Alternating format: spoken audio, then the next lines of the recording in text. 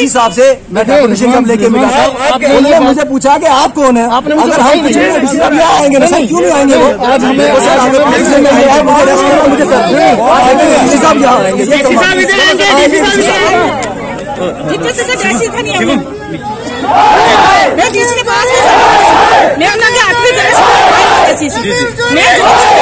Bag बिठा के सबसे बेली हुई है। उतना एक का पैसा दे, मेरे बच्चे ने कुछ नहीं कुछ परमानेंट कर, मेरे बच्चे नहीं उसने पैसा दे, मैं लाज करूँ नहीं दिया।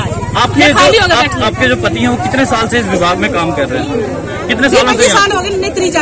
20-25 साल फ्री हो गए। कितने बच्चे आपके? मेरे 3 बच्चे जी। तो अभी फिलहाल उनका कैसा खर्च, घर का खर्च कैसे चल रहा है? कैसे घुमाटी से मांगते करने और कौन करे लोग दियाग में ले कोई बात भी से कोई तरफ कोई मेरा पैसा नहीं आ जाएगा। फिलहाल डॉक्टर्स क्या कह रहे हैं, कितना पैसा चाहिए इलाज के लिए? डॉक्टर को लगता है 10-12 लाख रुपया और 10-12 में ना लिए उनकी क्या हालत है। ये जो हमारे भाई इस वक्त जिंदगी और मौत के बीच में जंग लड़ रहा है, उसकी अगर आप कंडीशन देखेंगे, मैं कहता हूं कि कोई भी अगर शख्स होगा वो रात को सो नहीं सकता है कभी।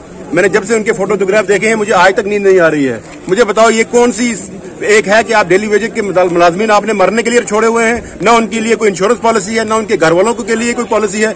आज उनकी कंडीशन देखिए क्या है। हालांकि गवर्नमेंट के पास 7.5 लाख रुपए देने का इमीडिएट प्रोविजन था, अभी तक उसके लिए प्रोविजन पैसे रिलीज क्यों नहीं किए गए, मुझे बताइए। ये गवर्नमेंट हसास है नहीं है इन मामलात को लेकर, और हम आज ये मुतालबा करते हैं कि इन लोगों की जो यहाँ पे तमाम लोग यहाँ बैठे हैं, ये उनका मामला तो है ही है, उसके साथ दिल्ली वेजर के पीडीडी के जितने भी मुलाजमीन हैं। आपको याद होगा एक बेचारा हमारा जान गवा बैठा था, थन्ना मंडी पंगाई का बंदा, उसने भी अपनी जान गवाई। इसके बाद और कितने लोग हैं जो आज जो है इनको मरने के लिए छोड़ा हुआ है। ये कौन सी पॉलिसी है? ऐसे लोगों को क्यों ऐसे काम पे लगाया जा रहा है? ना इनके पास कोई सेफ्टी गियर्स हैं, ना इनके पास कोई ग्लव्स हैं, ना इनके पास कोई दूसरी चीजें हैं। मुझे बताइए खुदारा कोई इंसानियत की कोई नाम की चीज है कहीं पे? और दूसरी बात यह कि पूछता ही कोई नहीं है। आज वो वहां बैठा हुआ है, मुझे पता है कौन लोग हैं जो उनकी सुध लेने के लिए सामने आ रहे हैं। पीडीडी महकमे के तमाम लोगों को उसके लिए आज सामने आना चाहिए था। ये कौन सी इंसानियत है मुझे बताइए? क्या हम लोग इतने मर चुके हैं? क्या इतने हमाम खत्म हो चुके हैं? इंसानियत खत्म हो चुकी है? हमने मैं कहता हूं कि मुझे आज ये क्या करें इन लोगों के बाद। ये डीसी के पास भी गए थे, जब उनको कोई नहीं सहारा मिल रहा कहां जाएंगे ये लोग? इस साहब से गुजारिश करता हूं कि सियासत छोड़िए, लोगों के काम आइए। यहाँ पे तमाम लोग जो इस वक्त डेली वेजर जो मुलाजमीन है पीडीडी के, उनकी खुदारा उनकी सुध लीजिए। और जो आज ये जिंदगी और मौत की जंग लड़ रहा है उसके लिए देखिए आके क्या उसके साथ हो रहा है। इस चीज के बेहतर गवाह है। जिस दिन ये रजौरी में हादसा गुजरा था, तहसीलदार साहब ने 10,000 रुपए की मदद लाई थी रेड क्रॉस सोसाइटी से। हालांकि उस दिन भी प्रोटेस्ट हो सकता था, लेकिन एडमिनिस्ट्रेशन ने यह अश्योरिटी जब दी थी कि हम आपकी 3-4 लाख रुपए की मदद करेंगे, तो हम वहां से चले गए। तहसीलदार साहब उस दिन भी आए थे, आज भी तहसीलदार साहब आए हैं।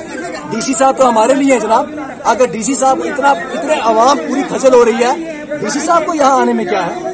डीसी साहब हमारे लिए बैठे हैं ना।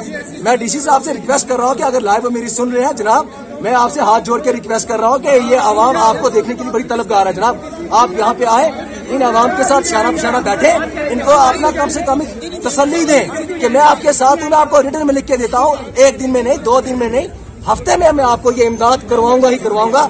ये वफद उठ जाएगा। ये लोग सारे काम वाले हैं, किसी के पास कोई टाइम नहीं है।